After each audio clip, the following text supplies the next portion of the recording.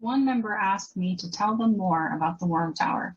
Not a problem. I can talk about composting all day long. The Permaculture Research Institute, permaculturenews.org. I like this image that they have on their website because it gives a pretty good visual of what's going on in the ground. They have this as a pipe tower and then a flower pot lid. So slightly different construction, but same idea. So the part that I have buried, which I have covered with hardware cloth, that's where these items would be that you're seeing here. So worm castings and juice, they leak out. As things leach out into the soil, those nutrients are going to be uptaken by the roots of whatever you plant around it. So here in the demonstration, they have several lettuces, they have some carrots, and they have cabbage. And all of these things are just picking up the nutrients out of the soil. So the top of toward the top of your worm tower, you're going to see here in their demonstration, the pipe tower, vegetable scraps and other things such as paper, other organic materials.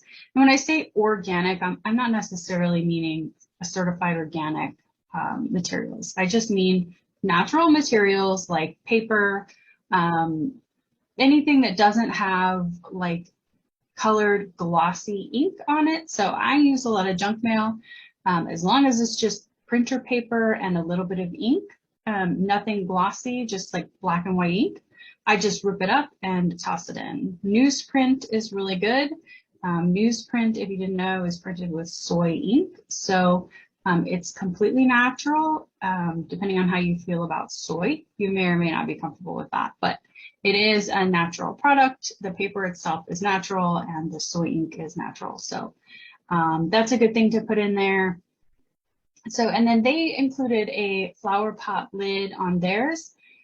Again, it's a good idea to just put something over the top so that you're keeping rodents out, deterring rodents from getting in. They don't give a lot of visual demonstration here for how they put the flower pot lid together. If it was me, I would put a bunch of holes with a drill in the top so that rainwater could get in, and so that just the natural gases that are created and the natural condensation that is created as the ingredients are breaking down can be released out of the top. But I would keep those holes small enough that a rodent couldn't get in.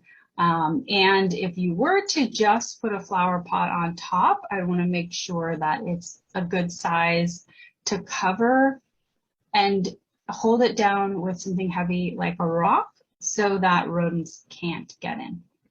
So that's a little bit more detail, a slightly different way of going about doing the same thing as what I did in my worm tower. And my worm tower construction was slightly different. I don't like to use plastic. I didn't want to buy anything if I didn't need to. The first one that I built was really just a proof of concept to see if it was going to work, and if so, how well, and how much work was it going to be for me. So I just used reclaimed fence posts, or fence pickets rather. We have a bunch of fence pickets that needed to be replaced on our fence. So when we took them down, mostly they were just rotten at the bottom, so they weren't serving much good for us anymore on the fence because we have a dog and I don't want the dog to get out. So what I did was just cut off the rotten part at the bottom, and then I still had a good 4 or 5 feet to work with that was still in good condition. The fence pickets are made of cedar, and so I could use those and not worry about any undesirable things being leached, any undesirable chemicals being leached into the compost. It's untreated cedar, so it's also, you know, pretty good at deterring bugs too. Depends on the type of bug. I know some people are concerned about putting in a worm tower if they live in a place where there are fire ants. They're concerned that the fire ants might take over their garden, and that wouldn't be good, and I totally understand that. And I don't think cedar there's kind of mixed reviews about cedar being good at deterring fire ants. So if that's a concern for you where you live, then a worm tower like this might not be a good setup for you in your vegetable garden. You might still be able to use it just as a way of composting. It's essentially just the same thing as any other way of composting with worms. So vermicomposting, you can find lots of vermicomposting towers and setups. I used to have one, I referred to it as the worm condo. And it was not cheap and it was very effective. But this method with building it out of just reclaimed wood, even if I were to buy the fence pickets brand new, it would still be a lot cheaper than buying the worm towers. And there's nothing wrong with starting out with a commercial worm tower. That's what I started with.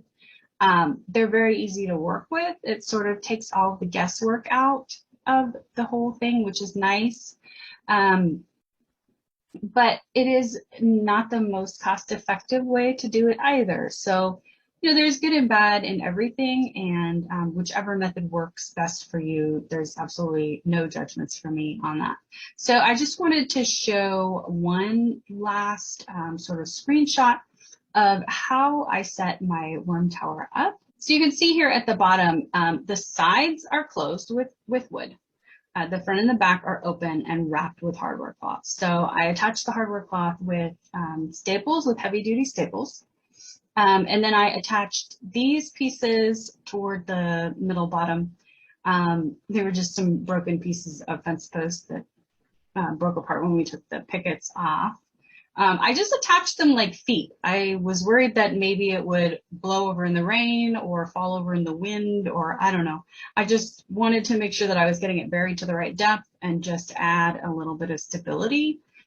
And it also did a good job of like sandwiching the hardware cloth between the worm tower and the feet. So it's nice and secure. It's going to make it harder for a rodent to pry that back and get in there and get to the compost. So after attaching the feet, I just took it out to the garden. I buried it. So this portion that has the hardware cloth on the bottom, you don't see that in any of my videos because it's buried. But that's what I'm referring to when I say that it's open and the worms can get in and out if they need to.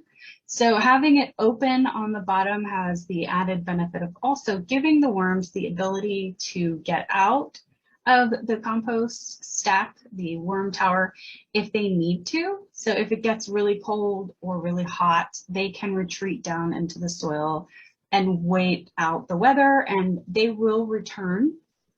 They'll go back to the resources when the weather is more desirable. So you don't really have to worry about your worms escaping. You don't even need to buy worms. If you build it, they will come. The red wiggler worms are really popular composting worms because they're very efficient. Regular earthworms or night crawlers or whatever you have in your soil, if you provide the medium, they will show up and they will do their work. They do great work too. So I hope that that answered some questions. And if you have more questions, feel free to let me know.